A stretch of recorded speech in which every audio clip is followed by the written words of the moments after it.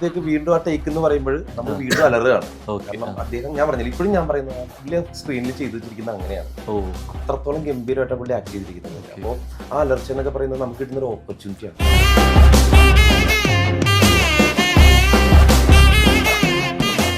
നമ്മൾ ആ സമയത്ത് ഒന്നും ആലോചിക്കില്ല, സൗണ്ട് പോകുന്നേ പോട്ടെ. ഞാൻ ഒരുപാട് പടങ്ങൾ ചെയ്തിട്ടുണ്ട് ഇതുപോലെ. നമുക്ക് ആക്ട് റീടേക്ക് എടുക്കുന്ന സമയത്ത് ആക്ട് ചെയ്യുമ്പോൾ വലിയ കുഴപ്പമില്ല. പക്ഷെ ഒരു പ്രാവശ്യം മലർന്നിട്ട് സ്ക്രാച്ച് ചെയ്യുന്ന സമയത്ത് അടുത്ത പ്രാവശ്യം ചെയ്യുമ്പോൾ അതിനെ എഫക്ട് ചെയ്യാൻ ചാൻസ് ഉണ്ട്. കഴിഞ്ഞ ദിവസം അങ്ങനെ ഉണ്ടായിരുന്നില്ലേ, ഒരു അലർച്ചയിൽ പിന്നുള്ള ടേക്സിന് എല്ലാം അത് ബാധിക്കും. അപ്പൊ നമ്മൾ എങ്ങനെ ചെയ്യുന്നത്, സാധാരണ എല്ലാ സിനിമയ്ക്കും ലാസ്റ്റ് ആയിരിക്കും ഇതുപോലെ ഭാഗങ്ങൾ കൊടുക്കുക, ഡയലോഗുകൾ എല്ലാം കഴിയും. എന്നിട്ട് അവസാനം കൊണ്ടുവന്നിട്ട് അലർച്ച വെക്കും. അലർച്ച കഴിഞ്ഞ് ശബ്ദം പോയാലും പിന്നെ കുഴപ്പമില്ല, പിന്നെ വിളിച്ചാലും കുഴപ്പമില്ല, നീ പോയി റെഡി ആ ഭാവത്തോടെ ആ ശബ്ദത്തോടെ ഒരു ഡയലോഗ് തീർച്ചയായിട്ടും പറയാം. ഇനി മുതൽ വെളിവെടുപ്പിന്റെ മൂന്നാമത്തെ പങ്ക് അതിർത്തിയിൽ വെക്കേണ്ടതില്ല. അപ്പോ നമ്മളിങ്ങനെ ഫുൾ ടൈം ഇത് കണ്ട് ഞാൻ ലൂപ്പിലാണ്.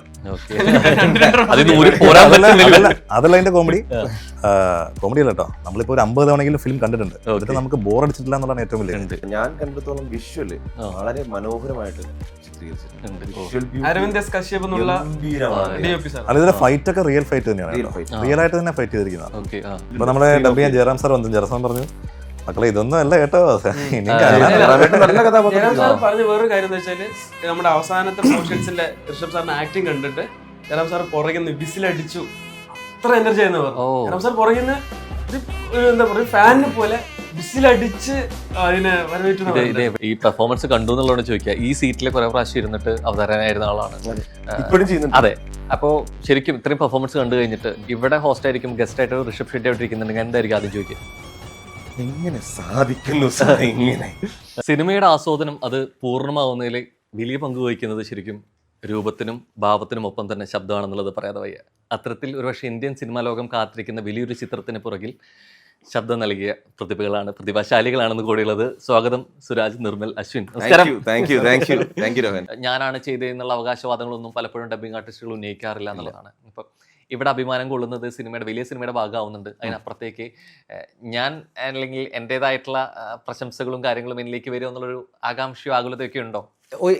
ആക്ച്വലി പറഞ്ഞ ഇതെല്ലാം ഉണ്ട്. ഇതിന്റെ ഒരു ആകെ തുകയാണ്. ഏറ്റവും ആദ്യത്തെ സന്തോഷം എന്ന് പറഞ്ഞിട്ടുണ്ടെങ്കിൽ ഋഷഭ് ഷെട്ടി പോലുള്ള ഒരു താരത്തിന്, ഒരു നടന്, ഒരു ഇന്ത്യ മൊത്തം അറിയുന്ന അല്ലെങ്കിൽ ഇന്ത്യക്ക് അപ്പുറത്തേക്ക് അറിയുന്ന ഒരു ലെജൻഡിനെ ശബ്ദം കൊടുക്കാൻ പറ്റുന്നത് വലിയ കാര്യം. അതൊരു 16ഓളം വോയിസിൽ നിന്നാണ് സെലക്ട് ചെയ്തത്. അദ്ദേഹം തന്നെയാണ് സെലക്ട് ചെയ്തതെന്ന് അറിഞ്ഞപ്പോൾ ഉണ്ടായിരുന്ന ഒരു സന്തോഷം അത് മറ്റേ കുന്നോളം എന്നൊക്കെ നമ്മൾ പറഞ്ഞില്ലേ, കുറഞ്ഞു പോകും എങ്കിലും ഞാൻ പറയാം. അതൊന്ന്. രണ്ടാമത്തെ കാര്യം, നമ്മൾ കാന്താര മലയാളത്തിൽ ചാപ്റ്റർ 1 മലയാളത്തിലേക്ക് വരുമ്പോൾ ഋഷഭ് ഷെട്ടിക്ക് വേണ്ടി സംസാരിക്കുന്നത് ഞാനാണെന്നൊക്കെ എല്ലാവരും പറയുമ്പോൾ ഒരു ഭയങ്കര പരിപാടിയാണ്. എഴുന്നേറ്റ് സല്യൂട്ട് അടിച്ചല്ലേ, കാരണം നീ ഇപ്പോഴാണ് ഡബ്ബിംഗ് ആർട്ടിസ്റ്റ്. ഇതിനു മുമ്പ് ഒരുപാട് നായകന്മാർക്ക് ശബ്ദം കൊടുത്തിട്ടുണ്ട്, കഥാപാത്രങ്ങൾക്ക് ശബ്ദം കൊടുത്തിട്ടുണ്ട്. നിരവധി സിനിമകൾ, എനിക്ക് തോന്നുന്നു ഒരു 100ഓളം സിനിമകളുടെ ഭാഗമായിട്ടുണ്ട്, സീരീസുകളുടെ ഭാഗമായിട്ടുണ്ട്. ഇത്രത്തോളം ഹൈപ്പ് കിട്ടി. അതുകൊണ്ടാണല്ലോ രോഹന്റെ മുൻപിൽ ഇങ്ങനെ അതില് നിറഞ്ഞു നിൽക്കുകയാണ്, മനസ്സ് നിറഞ്ഞ് കവിഞ്ഞു നിൽക്കുന്നത്. ആ കവിയിലെ മുഖത്തും കാണുന്നുണ്ട്, ഭാവത്തിലും കണ്ടുകൊണ്ടിരിക്കുകയാണ് എന്നുള്ളതാണ്. ഇപ്പൊ നോർമലി വലിയ ക്യാൻവാസിൽ വരുന്ന ചിത്രങ്ങൾക്ക് ഒരു കാത്തിരിപ്പുണ്ട്. അതിനേക്കാൾ ഉപരിയായിട്ട് ശബ്ദത്തിന് കുറെ കൂടി പ്രാധാന്യമുള്ള സിനിമയാണ്. നമ്മൾ അതിന്റെ ആദ്യ ഭാഗം, രണ്ടാം ഭാഗം എന്നുള്ളതാണ് ശരി. പക്ഷെ നമ്മൾ ആദ്യത്തെ ചിത്രം കണ്ട സമയത്ത് നമുക്ക് കുറെ കൂടി പ്രതീക്ഷ വന്ന കാര്യമാണ്. ഇത്രത്തോളം ഇമ്പോർട്ടൻസ് ഉള്ള ഒരു സിനിമ കൂടി വരുന്നു എന്നുള്ളത് മുതൽക്കൂട്ടാണ്. ശരിക്കും എങ്ങനെയാ അതിലോട്ട് എങ്ങനെയാ എൻട്രി ആവുന്നത്? നമ്മുടെ പ്രീവിയസ് വർക്കിന്റെ ക്വാളിറ്റി കണ്ടിട്ടാണ് കാന്താര നമുക്ക് തന്നത്. നമ്മുടെ 8ാമത്തെ ഫിലിമാണ് ഞങ്ങളുടെ. നിർമ്മൽ പറയാൻ ബാക്കി. നിർമ്മൽ. അതെ, ശരിക്കും നോർമൽ എനിക്ക് ഫസ്റ്റ് ഓഫ് ഓൾ താങ്ക്സ് ആണ് പറയാനുള്ളത്. അത് ഫാമിലിയോട്, അതിൽ കൂടുതൽ പേര് ഇപ്പോൾ യൂണിവേഴ്സിനോടാണ് ഞാൻ മെയിനായിട്ട് താങ്ക്സ് പറയുന്നത്. ബിക്കോസ് ഒരു ടൈമിൽ ഞാൻ സ്റ്റക്കായി പോയിരുന്നു. വർക്കുകൾ കഴിഞ്ഞ വർഷം തൊട്ടാണ് ഞാൻ ഇങ്ങനെ പടം എടുത്ത് ചെയ്യുന്ന ഒരു സംഭവം സ്റ്റാർട്ട് ചെയ്യണ്ടായിരുന്നു.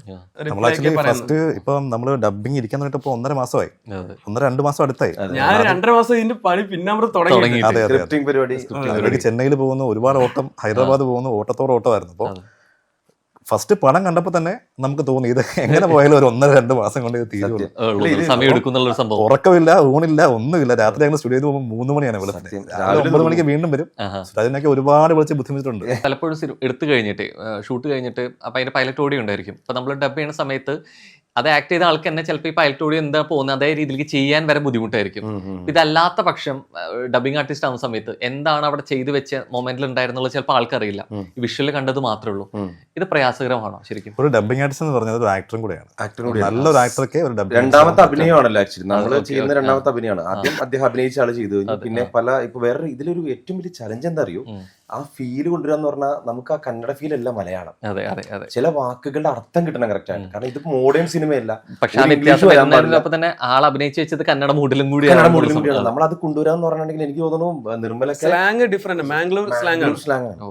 നമ്മളെ ഏറ്റവും നമ്മളുടെ ഒരു അവര് കാട്ടിൽ ജീവിക്കുന്ന ഒരു ജനതയാണല്ലോ. ആ ഫീലും അതെ, എന്നാ കുറച്ച് ബേസ് വരണം, എന്നാലും നമുക്ക് കുറച്ച് മാസ് വരണം, ഇതിന്റെയൊക്കെ അപ്പുറത്തേക്ക് ആ മീറ്ററിൽ നിൽക്കണം. ഇദ്ദേഹം കറക്റ്റ് പറഞ്ഞു കഴിഞ്ഞാൽ വായ പൂട്ടുന്ന സമയത്ത് തന്നെ എന്റെ ശബ്ദം അവിടെ നിൽക്കണം. എത്ര ദിവസം കൊണ്ട് ഡബ് അപ്പൊ അത് ശരിക്കും ഇപ്പൊ ഈ ശബ്ദത്തിന്റെ അപ്പുറം ഈ വോയിസ് മോഡുലേഷന്റെ അപ്പുറത്തേക്ക് ഈ വാക്കുകളുടെ വലിപ്പച്ചെറുപ്പം ഉണ്ടായിരിക്കും. അപ്പൊ ശരിക്കും ഈ ലിപ്സിംഗ് നോക്കിയിട്ട് കറക്റ്റ് നോക്കേണ്ടതില്ല എന്ന് പറയുമ്പോഴും ഭാഷ മാറുമ്പോ നേരത്തെ പറഞ്ഞ പോലെ വായ അടയുന്നിടത്ത് ആ ഡയലോഗ് പറഞ്ഞ് അവസാനിക്കണം. അത് കൺസ്ട്രക്ട് അത് കുറച്ച് ശ്രമകരമല്ലേ?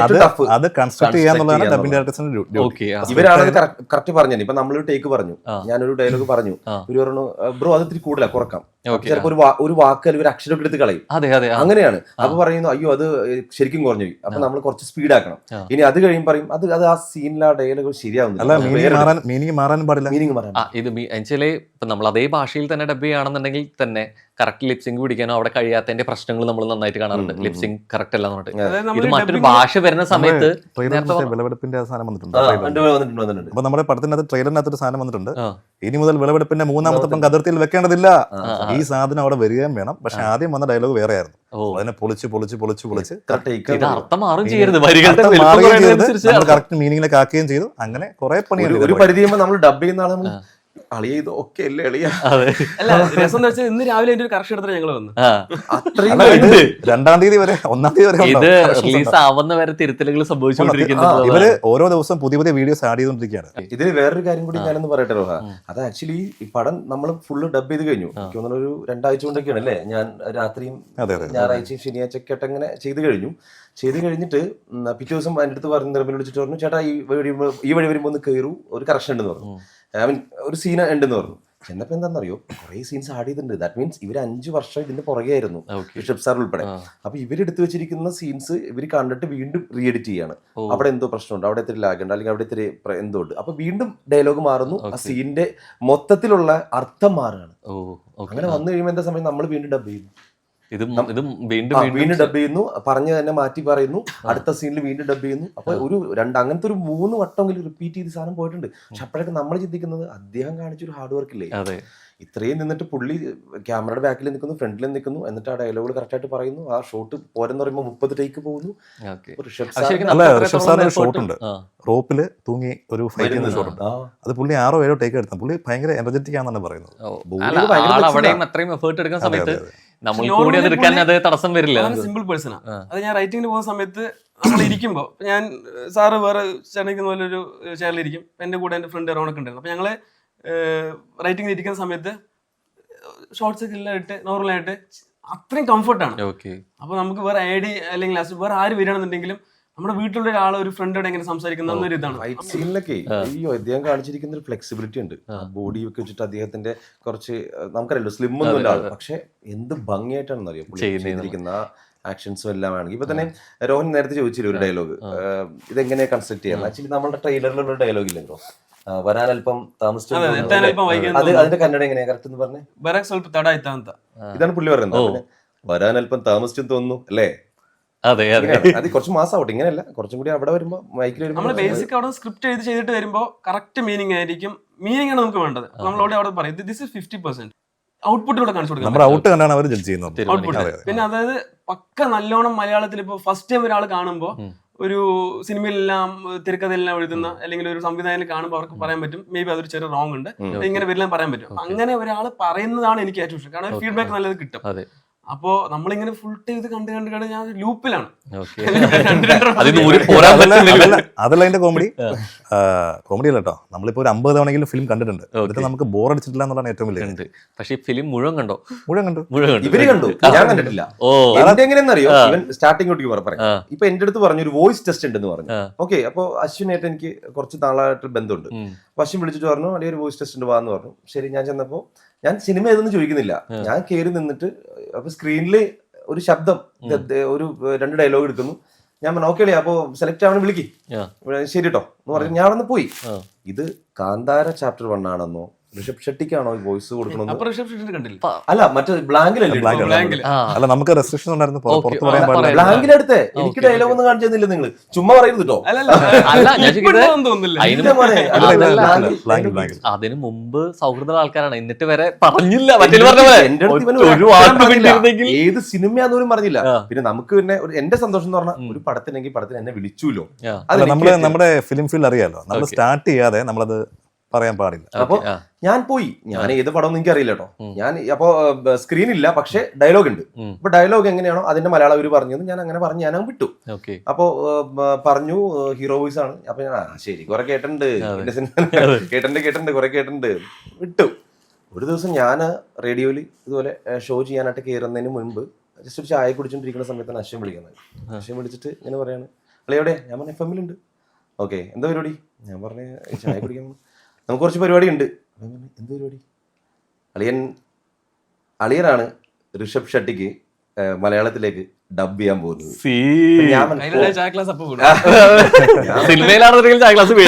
പഞ്ചായത്ത് കാന്താര. അപ്പൊ ഞാൻ ചോദിച്ചു, അപ്പൊ നമ്മളന്ന് വോയിസ് ടെസ്റ്റ് എടുത്ത് കാന്താരയായിരുന്നു മാൻ. ഞാൻ ഇങ്ങനെ താങ്ക്സ് ഇപ്പോഴെങ്കിലും പറഞ്ഞല്ലോ.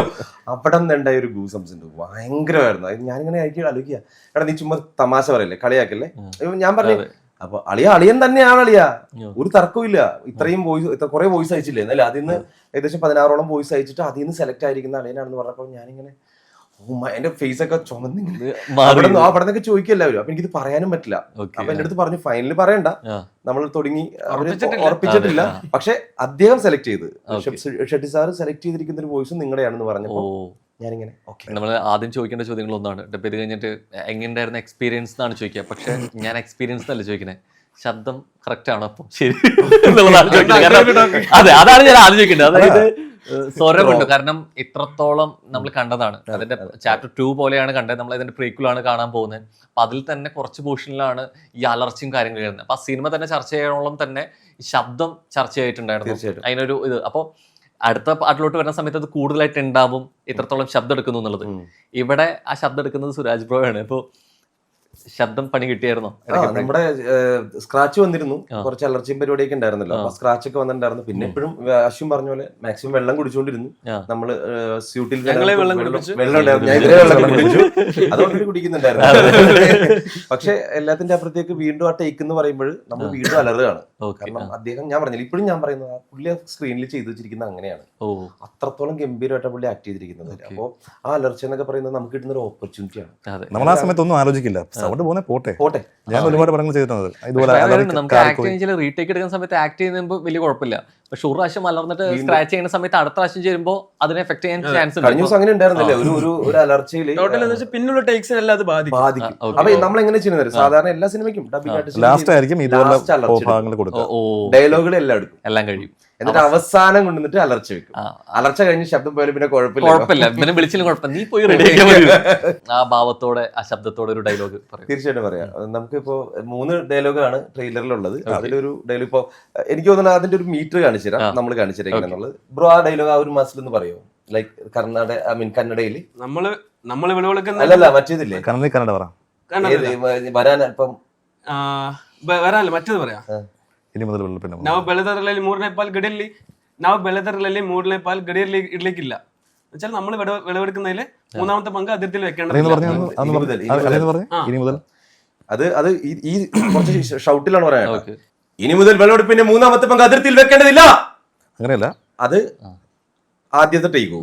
പിന്നെ നമ്മൾ ഷൂട്ടിൽ എന്താ നടക്കുന്ന കാണിച്ചിരുന്നത്. അപ്പൊ ഇനി മുതൽ വിളവെടുപ്പിന്റെ 3ാമത്തെ പങ്ക് അതിർത്തിയിൽ വെക്കേണ്ടതില്ല. അപ്പൊ രണ്ടാമത് അശ്വിൻ പറയാം എത്രയും പോണ്ട കുറച്ച് നമ്മൾ കൂട്ടി പറയും. അപ്പൊ കുറച്ചുകൂടി നമ്മള് ഇനി മുതൽ വിളവെടുപ്പിന്റെ 3ാമത്തെ പങ്ക് അതിർത്തിയിൽ വെക്കേണ്ടതില്ല കുറച്ചും കൂടി താത്തും. പണി ഓക്കെ ആണോന്ന് ചോദിക്കുമ്പോ ഒന്നും കൂടി പോവാം. അപ്പൊ വീണ്ടും നമ്മള് കുറച്ച് വോയിസ് മാറ്റിട്ട് ഇനി മുതൽ വിളവെടുപ്പിന്റെ 3ാമത്തെ പങ്ക് അതിർത്തിയിൽ വെക്കേണ്ടതില്ല. ആ ഒരു കുറച്ചൊരു വ്യത്യാസം വരും. ചിലപ്പോ അത് കണ്ടാൽ മനസ്സിലാവുന്നില്ല, ശബ്ദം കിട്ടുന്നുണ്ട്. ഇങ്ങനെയാണ് ഇതിന്റെ ഒരു ഇത്. പിന്നെ അതുപോലെ തന്നെ മറ്റേ ഈ ഡയലോഗില്ലേ, വരാൻ അല്പം ಬರಕ್ ಸ್ವಲ್ಪ ತಡ ಆಯ್ತಾ ಅಂತ, എത്താൻ അല്പം വൈകിയെന്ന് തോന്നുന്നു. ಬರಕ್ ಸ್ವಲ್ಪ ತಡ ಆಯ್ತಾ ಅಂತ, എത്താൻ അല്പം വൈകിയെന്ന് തോന്നുന്നു അല്ലേ. ഇങ്ങനെയാണ് സാധനം വരിക. നമ്മൾ ഈ റീടേക്ക് എടുക്കുന്നത് ഓക്കെ, പക്ഷെ ഇത് പോകും തോറും സ്ക്രാച്ച് ആവും തോറും ബെസ്റ്റ് കിട്ടാതെ ആവല്ലേ ചെയ്യാ എന്ന് ചോദിച്ചത് അതുകൊണ്ടാണ്. പിന്നൊന്നും ചെയ്യാനില്ല, അതെ, സ്ക്രാച്ച് വീണ് കഴിഞ്ഞാൽ പിന്നെ ഒന്നും ചെയ്യാനില്ല, റെസ്റ്റ് കൊടുക്കാന്നല്ലോ. വേറെ അതിന്റെ മുകളിൽ പണിത് കഴിഞ്ഞാൽ ഉള്ളതും കൂടെ പോയി. അതെ അതെ, അതാണ് ആ വ്യത്യാസം. ഏറ്റവും വലിയ അലർച്ച എന്ത് ചെയ്യണം, ലാസ്റ്റിലേക്ക് വെക്കുക. കാരണം ഡയലോഗുകളെല്ലാം തീർത്ത് കഴിഞ്ഞാൽ ലാസ്റ്റ് ഒരു അലർച്ച പരിപാടികൾ വെച്ച് കഴിഞ്ഞിട്ടുണ്ടെങ്കിൽ നമുക്ക് ഓക്കെ. അവിടെ നമുക്കിപ്പോ ഫൈറ്റ് സീനൊക്കെ ഉണ്ടാവില്ല. ഈ ഫൈറ്റിലൊക്കെ ആണെങ്കിൽ നമ്മൾ നോർമൽ ശബ്ദം കൊടുക്കുമ്പോൾ ഫൈറ്റ് എന്ന് പറയുമ്പോൾ ഇങ്ങനെയൊക്കെ ഭയങ്കര എഫക്ട്സ് ഫൈറ്റ്, നിങ്ങൾ ജീവി കാണുന്ന ഫൈറ്റ് ഷൂട്ട് ചെയ്യുന്ന ഇവരുടെ നമ്മള് ഡബിങ് ആർട്ടിസ്റ്റിലെ ഫൈറ്റ് ചെയ്യാൻ അറിയില്ല. ഇപ്പൊ ഇങ്ങനൊരു ഫൈറ്റ് ആണെങ്കിൽ ഇപ്പൊ അവിടെ നിന്ന് വരില്ല, അലർച്ച വരില്ല, ഇത്രയും ചെയ്യണം. അപ്പൊ നമ്മളൊരു കത്തി കുത്തുന്ന സീനാണെങ്കിൽ നമ്മളകത്ത് നമ്മൾ കത്തി ആക്ട് ചെയ്തെങ്കിൽ മാത്രമേ ആ ഒരു ഔട്ട്പുട്ട് കിട്ടുള്ളൂ. ഇനി അവിടെ ഒരു ഇൻഹെയിൽ ഉണ്ടെങ്കിൽ ആ ഇൻഹെയിൽ എടുത്തിട്ട് വേണം നമ്മൾ ഡയലോഗ് ചെയ്യാൻ വേണ്ടി. ഒരു ചെറിയ ശ്വാസോടെ വേണം. നമ്മൾ കഥാപാത്രങ്ങളാവാൻ വേഷങ്ങൾ ഇടില്ല എന്നുള്ളൂ, പക്ഷെ ഭാവം കൊണ്ട് കഥാപാത്രങ്ങൾ ആയിക്കൊണ്ടിരിക്കുന്നുണ്ട് എന്ന് പറഞ്ഞ പക്ഷെ കുറച്ചും കൂടി സ്വീകാര്യത ഉണ്ട് കേട്ടോ. പണ്ട് അത്രത്തോളം ഉണ്ടായിരുന്നില്ല എനിക്ക് സോഷ്യൽ മീഡിയക്ക് ഇപ്പോഴുള്ള. ഇപ്പൊ അത്യാവശ്യം എല്ലാ സിനിമകളും തന്നെ മലയാളത്തിലേക്ക് വരുമ്പോ എല്ലാം നമ്മൾ ഒരു മലയാള സിനിമ കാണുന്ന പോലെ ഒരു ഫീൽ. ശരിക്കും അത് കുറെ കൂടി ഇവിടെ സംസാര വിഷയമായത് സമയം അവിടുത്തെ നാടും നാട്ടുകഥകളും രീതികളും രീതിയിലേക്ക് തന്നെ തനിമ ചോരാതെ ഇവിടെ കൊണ്ടുവരാൻ പറ്റി എന്നുള്ള സംഭവം. ഇവനാണ് അതിന്റെ സ്ക്രിപ്റ്റ്. മറ്റേ ഡബിങ്ങിലും ഡബ്ഡ് മൂവി എന്ന് പറയുന്ന സമയത്ത് ഇതിന്റെ ഒപ്പുറത്തേക്ക് കുറച്ച് ചിലപ്പോൾ സർക്കാസ്റ്റിക് ആയിട്ട് പറയുന്നത് കൈരളിയിൽ വരുന്ന സിനിമകളാണ്, തമിഴ് സിനിമകൾ പറയാറുണ്ട്. അവരാണെങ്കിലും ഡയറക്ടറിന് ഒരു വിഷൻ ഉണ്ടാവും, റൈറ്ററിന് ഒരു വിഷൻ ഉണ്ടാവും. അപ്പൊ ആ വിഷൻ നമ്മൾ മീറ്റ് ചെയ്ത് കൊടുക്കുക എന്നുള്ളതാണ്. ഇപ്പോ സൂഫ്രം സോയിന്റെ ഇപ്പോ സതീഷ് ചേട്ടനാണ് എന്റെ, സതീഷ് മുതുകുളം പുഷ്പയൊക്കെ ചെയ്ത പുഷ്പോട്ട് അല്ലു അർജുനെ നമുക്ക് പരിചിതനാക്കിയത് അദ്ദേഹമാണ്. അപ്പോ എന്റെ ഒരു ഗുരു കൂടെയാണ്. ഇപ്പൊ എല്ലാവരുടെ ഒരു അപ്പൊ ഇങ്ങനെ സൂഫ്രം സോയിന്റെ വർക്ക് വന്ന സമയത്ത് സതീഷ് ചേട്ടൻ വിളിച്ചിട്ട്, എടാ മലയാളം റൈറ്റിങ്ങിനായിട്ട് ചേട്ടൻ എന്നെ വിളിക്കുന്ന എനിക്കൊരു വലിയൊരു പ്രൗഡ് മൊമെന്റ് ആയിരുന്നു. അപ്പൊ ഇങ്ങനെ വന്നിരിക്കാമോ ചോദിച്ചപ്പോ ഒരു സന്തോഷം. ചേട്ടൻ ആദ്യം ഇതിന്റെ ഒരു സംഭവങ്ങളൊന്നും കത്തി ഉണ്ടായിരുന്നില്ല, ഇത് വലിയൊരു പടം എന്റെ കയ്യിലിരിക്കും. അപ്പൊ ഞാനിത് കണ്ട് എനിക്ക് ചിരിച്ച് നിർത്താൻ പറ്റുന്നില്ല, ഫുൾ ടൈം ചിരിച്ചോണ്ടി. അപ്പൊ ചേട്ടൻ താഴ്ന്ന് സ്റ്റെയർന്ന് ഓടി വന്ന് മേലോട്ട് ചോദിക്കും, എന്താ പ്രശ്നം, എന്താ ചിരിക്കും? അല്ലാട്ടാ ഈ പടം വേറെ ലെവലാന്ന് പറഞ്ഞു. അപ്പൊ അത് കഴിഞ്ഞിട്ട് 2 ദിവസം കഴിഞ്ഞിട്ട് അവിടെ പ്രൊഡക്ഷനെ വിളിക്കുന്ന സമയത്ത് ചോദിച്ചു, നമ്മുടെ എന്നെ ഹെൽപ്പ് ചെയ്ത റൈറ്റർ ഉണ്ട്, വന്ന് കൊടുക്കാന്ന് പറഞ്ഞപ്പോ, സാർ എങ്ങനെയുണ്ട് പടം? Sir 200% hit sir. നിങ്ങള് മുമ്പോട്ടല്ല, നിങ്ങള് ഈ ഒരു മാസം ഏത് ലാംഗ്വേജ് ഇറക്കുകയാണെങ്കിലും ഹിറ്റാണ്. വലിയ ചിത്രമാണ്, അതിന്റെ ഒരു പ്രീക്വൽ ആണ്, അടുത്തൊരു ഭാഗത്തിനായിട്ട് കാത്തിരിക്കുന്നു എന്നൊക്കെ അതൊക്കെ ഉണ്ട്. പക്ഷെ ആ സിനിമ ചർച്ചയാവുന്നത് അതിനേക്കാൾ ഉപരിയായിട്ട് അതിലൊപ്പം ചേർത്ത് വെക്കുന്ന അപകട വാർത്തകളിലായിരുന്നു. പലപ്പോഴും സിനിമ സെറ്റിലെ വാർത്തകളും ലൊക്കേഷനിൽ ഉണ്ടാവുന്ന അപകടങ്ങളും പ്രൊമോഷന്റെ ഭാഗമായി മാറാറുണ്ട്. ഇത് ബോധപൂർവമായുള്ള ശ്രമം അല്ലെങ്കിൽ കുറെയൊക്കെ ഗ്യാസ് ആണ് കേട്ടോ. ആ വെള്ളം പറഞ്ഞു നമ്മുടെ ഋഷഭ് സാറ് വെള്ളത്തിൽ പോയി, അതൊക്കെ വെറുതെ പറയുന്നത് ഫേക്കാണ്. പക്ഷെ ഇതില് ശരിക്കും ഇത്രത്തോളം സംഭവങ്ങൾ ഉണ്ടാവുന്നു എന്ന് പറയുന്നപ്പോ അതിനേക്കാളും ചോദിക്കുന്നതിന് മുമ്പ് നിങ്ങൾക്ക് എത്രത്തിൽ എന്തെങ്കിലും എക്സ്പീരിയൻസ് ഉണ്ടോ ഇതിന്റെ യാഥാർത്ഥ്യം? പറയട്ടെ ഒരു കാര്യം. ഇപ്പോ അതിന്റെ അസോസിയേറ്റ് ആണ് അദ്ദേഹം, ഡയറക്ടർ ഡോളർ ബ്രോ അവിടെ ഉണ്ടായിരുന്നു. അപ്പൊ ഞാൻ ഇത് അദ്ദേഹത്തോട് സംസാരിക്കുന്ന സമയത്ത് ഞാൻ ചോദിച്ചിരുന്നു, അതായത് ഇങ്ങനെ കേൾക്കുന്നുണ്ടല്ലോ ബ്രോ, എന്താ സംഭവം എന്ന് വെച്ചപ്പോ, ഷൂട്ട് കഴിഞ്ഞു, ഒരു കുറച്ച് ദിവസത്തെ ഷൂട്ട് കഴിഞ്ഞിട്ട് പാക്കപ്പ് പറഞ്ഞു, പിന്നെ കുറച്ച് ദിവസം കഴിഞ്ഞിട്ടേ ഉള്ളൂ. ആ സ്കെഡ്യൂളിൽ പോയിട്ട് വല്ലതും പറ്റിക്കഴിഞ്ഞാലോ ചെയ്തു കഴിഞ്ഞാലോ സിനിമയെ ബാധിക്കുന്ന കാര്യമില്ലല്ലോ. സംഭവിക്കുന്നത് സംഭവിച്ചത്, അതും ആ സമയത്ത് ഷൂട്ടിങ്ങിന് ആ ഒരു ദിവസത്തിലല്ല സംഭവിച്ചത്. എസ്പെഷ്യലി ഇതൊരു 5 years ഓഫ് എന്തെങ്കിലും പറ്റിയാലും അത് ഈ പടത്തിലേക്ക്, അതായത് ഈ പടം ഇനിയിപ്പോ ആള് വേറെ സെറ്റിലാണ്, ഇത് അപകടം പറ്റിയതെങ്കിൽ പോലും കാന്താരയിൽ അഭിനയിച്ച ആള് ആണ് വരുന്നു എന്നുള്ള. റീസെന്റ് അദ്ദേഹം മരിച്ചിരുന്നല്ലോ, ആൾ ആക്ച്വലി പടത്തിലില്ല. പക്ഷെ എന്നിട്ടും ന്യൂസ് വന്നത് കാന്താരയിലെ നടൻ ചെയ്തു. ഇത് എവിടേക്കോ ഒരു സമാനമായിട്ടുള്ള സംഭവങ്ങൾ സംഭവിച്ചു. ഇപ്പൊ ഒരു അപകടം ഉണ്ടായി, വെള്ളത്തിൽ പോയി. അത് ആക്ച്വലി ഷൂട്ടിന്റെ ഇടയിലൊന്നും ഫേക്ക് ആണ്. ഷൂട്ട് പാക്കപ്പ് കഴിഞ്ഞ് എല്ലാം കഴിഞ്ഞിട്ട് അദ്ദേഹം എന്ത് ഉല്ലാസയാത്ര പോയതാണ്. പക്ഷെ വരുമ്പോ ഇതിന്റെ വരും, അങ്ങനെയാണ് അന്ന് ഞാൻ കേട്ടത്. ഇനി വേറൊരു കാര്യം, ഇപ്പൊ ലാസ്റ്റ് വന്നിരിക്കുന്ന ഒരു കാര്യമുണ്ട്, മാംസാഹാരം കഴിച്ചുകൊണ്ട് സിനിമയ്ക്ക് കാണാൻ പോകരുത്, ആൽക്കഹോൾ കഴിച്ചുകൊണ്ട്. അടുത്ത സംഭവം ഇത് ചുമ്മാ നമ്മുടെ മുഖ്യധാര മാധ്യമങ്ങൾ ഇതിനകത്ത് ഷെയർ ചെയ്ത് തകർക്കാണ്. ചോദിക്കുന്നത് ഇത് വരുന്നതിന്റെ ഉത്ഭവം എവിടെയാ? പ്രൊഡക്ഷൻ തന്നെ പ്രൊമോഷൻ ഭാഗമായിട്ട് ഉപയോഗിക്കുന്നതാണോ? അതല്ലാന്നുണ്ടെങ്കിൽ അതിന്റെ ആവശ്യമുണ്ട്. കാന്താര പോലുള്ള സിനിമയ്ക്ക് അതിന്റെ ആവശ്യമുണ്ട്. എല്ലാ ഫീൽഡിലും ഓരോരുത്തരുണ്ടാവും, അവർക്ക് ജോലി വേണ്ടേ? നിങ്ങൾ ആവർത്തിച്ച് കണ്ട ആളുകളാണ്. കണ്ടതുകൊണ്ട് തന്നെ എപ്പോഴും നമ്മൾ വെയിറ്റ് ചെയ്യുന്ന സമയത്ത് പറയുന്ന സാധനം പ്രതീക്ഷകൾ വാക്കുകൾ ഒതുങ്ങാണ്. നിങ്ങൾ കണ്ടത് കൊണ്ട് പറയുന്നത് അല്ല, ഞങ്ങൾ പറഞ്ഞല്ലോ, ഞങ്ങളിപ്പോ ഒരു 30 തവണയോളം സിനിമ കണ്ടു, ഫുള്ള് കണ്ടു. എന്നിട്ട് നമുക്ക് മടുക്കുന്നില്ല, വീണ്ടും വരുമ്പോഴും നമ്മൾ കണ്ടോണ്ടിരിക്കുകയാണ്. ഉണ്ട്.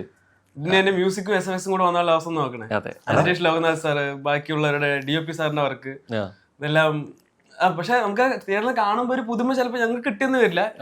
എല്ലാവർക്കും കിട്ടും, ആർട്ടിസ്റ്റുകൾ കിട്ടും. ഞങ്ങൾക്ക് ചിലപ്പോൾ എല്ലാം അറിയാം, നെക്സ്റ്റ് ഡയലോഗ് എന്താണ്, എല്ലാം മൈൻഡിലുണ്ട്. ഇവിടെ ഏത് സെഷനിൽ എന്താ കിടക്കണം എല്ലാം മൈൻഡിലുണ്ട്. ഒന്ന് പറയാട്ടോ, ഞാൻ കണ്ടിടത്തോളം വിഷ്വല് വളരെ മനോഹരമായിട്ട് ചിത്രീകരിച്ചിട്ടുണ്ട്. അരവിന്ദ് എസ് കശ്യപ് എന്നുള്ള DOP സാർ. അല്ല, ഇതിലെ ഫൈറ്റ് ഒക്കെ റിയൽ ഫൈറ്റ് തന്നെയാണ്, റിയൽ ആയിട്ട് തന്നെ ഫൈറ്റ് ചെയ്തിരിക്കുന്നതാണ്. പിന്നെ അത് മാത്രല്ല മൊത്തത്തില് മേക്കിംഗ് ഇപ്പൊ ഞാൻ കണ്ടെടുത്തോളാം, ഞാൻ മൊത്തം സീനൊന്നും കണ്ടിട്ടില്ല. ഇതിപ്പോ എന്താ രസം എന്നറിയോ, ഇതിനിപ്പം പറയാതിരിക്കാൻ പറ്റില്ല. കാരണം മലയാളം മൊത്തം മലയാളികൾ മൊത്തം കാണാൻ പോകുന്നത് ആ സിനിമയുടെ ശബ്ദം കൊടുത്ത ആൾ ഞാൻ ഇതൊരു സിനിമ കണ്ടിട്ടില്ല എന്നുള്ള അവസ്ഥയാണല്ലേ. അതെങ്ങനെയാ ഇവര് ചെയ്യണ എങ്ങനെ അറിയോ, അങ്ങനെ വേണം ആക്ച്വലി. ഇപ്പൊ ഞാൻ ഋഷഭ് സാറ് ഉള്ള സീനിൽ ഡബ് ചെയ്തിരിക്കുകയാണ്, അടുത്ത സീനിൽ പുള്ളി ഇല്ലാന്നുണ്ടെങ്കിൽ ഇവർ അമൗണ്ട് ഡ്രോപ്പ് ചെയ്യും. അപ്പൊ ഞാൻ എപ്പോഴെങ്കിലും ഞാൻ ചോദിച്ചു, ഞാൻ പറഞ്ഞു എടാ ഇതെന്താ സംഭവിക്കണേ, അത് തിയേറ്ററിൽ കണ്ടാൽ. ഈ അല്ലു അർജുന്റെ വോയിസ് മലയാളത്തിൽ വരുമ്പോൾ മലയാളിക്ക് അല്ലു അർജുന്റെ വോയിസ് എന്ന് പറഞ്ഞാൽ ജിസ് ജോയിയുടെ സൗണ്ട് ആണ്, അതിങ്ങനെ ഭയങ്കരമായിട്ട് രജിസ്റ്റേർഡ് ആയി. ഇനിയിപ്പോ ജിസ് ജോയ് അല്ലാതെ സംസാരിച്ചാൽ പോലും ചോദിക്കും ഇത് അല്ലു അർജുൻ അല്ലേ എന്നാണ് ചോദിക്കുക. ഭാവിയിൽ ഇനി അവിടെ നിന്ന് അങ്ങോട്ട് ഋഷഭ് എന്ന് പറഞ്ഞു കഴിഞ്ഞാൽ അത് സുരാജിന്റെ സൗണ്ട് ആയിരിക്കും. ദൈവം എല്ലാം ദൈവത്തിന്റെ കയ്യിൽ. പിന്നെ ഇവരുടെയൊക്കെ ഇതുപോലുള്ള ഒരുപാട് ഡബിംഗ് ഡയറക്ടേഴ്സ് ഉണ്ടല്ലോ, അവരൊക്കെ വിചാരിക്കട്ടെ, അല്ലെങ്കിൽ സാറ് വിചാരിക്കട്ടെ, അങ്ങനെയാണെങ്കിൽ ഞാൻ രക്ഷപ്പെട്ടു. പോയിക്കൊണ്ടിരിക്കുന്നത് ഋഷഭ് സാറിന് സിനിമ ഓണാൻ ഞാൻ വിചാരിക്കും അടുത്ത പടം വരുന്നുണ്ട്, വർക്ക് വരുന്നുണ്ട്. അതെ, ഇപ്പൊ നമ്മുടെ ഡബ് ചെയ്യാൻ ജയറാം സാർ വന്നു. ജയറാം സാർ പറഞ്ഞു മക്കളെ ഇതൊന്നും അല്ല കേട്ടോ, നല്ല കഥാപാത്രം. ജയറാം സാർ പറഞ്ഞ വേറൊരു കാര്യം എന്ന് വെച്ചാല്, നമ്മുടെ അവസാനത്തെ പോർഷൻസിലെ ഋഷഭ് സാറിന്റെ ആക്ടിങ് കണ്ടിട്ട് ജയറാം സാർ പുറകിൽ നിന്ന് വിസിലടിച്ചു, അത്ര എനർജി ആയിരുന്നു പറഞ്ഞു. ജയറാം സാർ പുറകിൽ നിന്ന് ഒരു എന്താ പറയുക ഫാനിനെ പോലെ വിസിലടിച്ച് അതിനെ വരവേറ്റു. ഇത് എവിടെയോ കഥാപാത്രം ആവുമ്പോൾ ആവാഹിക്കാന്ന് പറഞ്ഞ പോലെ ഇത് കേറിയ പോലത്തെ ഒരു ഫീല് ശരിക്കും ആളിൽ റിയൽ ആയിട്ട് സംഭവിക്കുന്നു. ഇത് മാസിന്റെ അപ്പുറത്തേക്ക് പെർഫോമൻസ് ആണ്. അദ്ദേഹത്തിന്റെ ഒരു പരകായ പ്രവേശമില്ലേ, അത് കറക്റ്റ് നമുക്ക് കാണാൻ പറ്റുള്ളൂ. ഈവൻ ഫസ്റ്റ് കണ്ടാണല്ലോ ചാപ്റ്റർ തന്നെ നമ്മൾ കണ്ടതായിരുന്നു ക്ലൈമാക്സ്. എന്താ ഞാൻ ഏറ്റവും ആദ്യം ഇപ്പൊ സെലക്ട് ആയെന്ന് അറിഞ്ഞില്ലേ, സീരിയസ്ലി ദൈവസത്യമായിട്ട് പറയാണ്, ഞാൻ ഏറ്റവും ആദ്യം പോയിട്ട് യൂട്യൂബിൽ അതിന്റെ ക്ലൈമാക്സ് ആണ് കണ്ടത്. എനിക്കത് വീണ്ടും വീണ്ടും ഞാൻ റിപ്പീറ്റ് ചെയ്ത് കണ്ടപ്പോ എന്റെ അടുത്തും ചോദിച്ചു എന്താ ഇപ്പൊ കാന്താര 2 നീന്ന് കാരണം ഞാൻ ഒന്നുമില്ല, എനിക്കത് ആ ഫീൽ, ആ പാട്ടും ആ മ്യൂസിക്കും ഇദ്ദേഹത്തിന്റെ പെർഫോമൻസും കൂടി. ഈ പെർഫോമൻസ് കണ്ടു എന്നുള്ളതാണ് ചോദിക്കുക. ഈ സീറ്റിലെ കുറെ പ്രാവശ്യം ഇരുന്നിട്ട് അവതാരനായിരുന്ന ആളാണ്, ഇപ്പോഴും ചെയ്യുന്നുണ്ട്. അതെ. അപ്പോൾ ശരിക്കും ഇത്രയും പെർഫോമൻസ് കണ്ടു കഴിഞ്ഞിട്ട് ഇവിടെ ഹോസ്റ്റ് ആയിരിക്കും, ഗസ്റ്റ് ആയിട്ട് ഋഷഭ് ഷെട്ടി ആയിട്ട് ഇരിക്കുന്നുണ്ടെങ്കിൽ എന്തായിരിക്കും ആദ്യം ചോദിക്കുക? എങ്ങനെ സാധിക്കുന്നു സാർ ഇങ്ങനെ? കാരണം നമ്മളെല്ലാവരും മനുഷ്യരാണ്. എത്ര പേര് ഇതുപോലെ ഒരു വിഷൻ ആയിട്ട് ഇറങ്ങിയിട്ട് 100% എത്ര പേര് പോകുന്നുണ്ടോ? അതായത് 5 വർഷം ഒരു സിനിമയ്ക്ക് വേണ്ടി സ്പെൻഡ് ചെയ്യുക, ഓരോ സീനും കറക്റ്റ് 250+ ഷൂട്ടിംഗ് ഡേയ്സ്. ഇത്രയും ആർട്ടിസ്റ്റുകൾ, എത്ര ആർട്ടിസ്റ്റുകൾ ഉണ്ടാവില്ലേ? ക്രൗഡ് നമ്മൾ ഫൈറ്റ് അല്ല 1500 അത്ര ആർട്ടിസ്റ്റുകളെ മാനേജ് ചെയ്യുക പുള്ളി തന്നെയാണല്ലോ ഇതിന്റെ ഡയറക്ഷൻ പരിപാടി. അപ്പം അഭിനയം മാത്രം പോലല്ലോ, ഇത് നോക്കണം. ഇനി ഇത്രയും ഷൂട്ട് ചെയ്ത് വെച്ചിരിക്കുന്നു, ഇതെങ്ങനെ ട്രെയിലറിലേക്ക് കൊണ്ടുവന്നു ഞാൻ ആലോചിച്ചിട്ടുണ്ട്. ട്രെയിലർ കണ്ടപ്പോൾ അശ്വൻ പറഞ്ഞു 3.5 മിനിറ്റ് എന്തോ ട്രെയിലർ ഉണ്ടെന്ന് പറഞ്ഞു. അത് ഇത്തിരി ലെങ്ത് കൂടുതലാന്ന് എനിക്ക് തോന്നണമെന്ന് പറഞ്ഞു. പക്ഷെ അത് കണ്ടു കഴിഞ്ഞപ്പോ മലയാളത്തിൽ അത് കണ്ടപ്പോ ഞാൻ പറഞ്ഞു മോനെ ഇത് 3.5 വേണം. അത്രത്തോളം സംഭവങ്ങൾ അത്രത്തോളം നമ്മൾ അതിൽ എൻഗേജ്ഡ് ആയിരുന്നു എന്നുള്ളത്. എല്ലാവർക്കും ഒരു വിഷ്വൽ ട്രീറ്റ് തന്നെ ആയിരിക്കും സിനിമ, അത് ഉറപ്പാണ്. Divine visual treat with music. Correct, ഒരു വിഷ്വൽ ട്രീറ്റ് സംഭവം ഒരു തർക്കമില്ല. വെറുതെ തള്ളുവല്ല. ചാപ്റ്റർ 1 വിഷ്വൽ ട്രീറ്റ് ആയിരിക്കും, തിയേറ്ററിൽ തന്നെ കണ്ടു. കൂടാതെ ജയറാം സാർ എത്ര കാലം കണ്ട ജയറാം സാർ അല്ല, ജയറാം സാർ തിരിച്ചുവരവ് തന്നെയായിരിക്കും തീർച്ചയായിട്ടും. തിരിച്ചുവരവ് ആണ്. പക്ഷെ അതിനേക്കാൾ ഉപരി അന്യഭാഷ ചിത്രങ്ങളിൽ എനിക്ക് അന്യഭാഷ ചിത്രങ്ങളിൽ ഏറ്റവും ബെസ്റ്റ് ട്രോൾ ആയിരിക്കും. റീസെന്റ് കുറെ ട്രോളുന്നുണ്ടല്ലോ അന്യഭാഷ പോയി ഇങ്ങനെയാ, പക്ഷെ അത് ആൾക്കൊരു മാറ്റം ആയിരിക്കും ഇത്.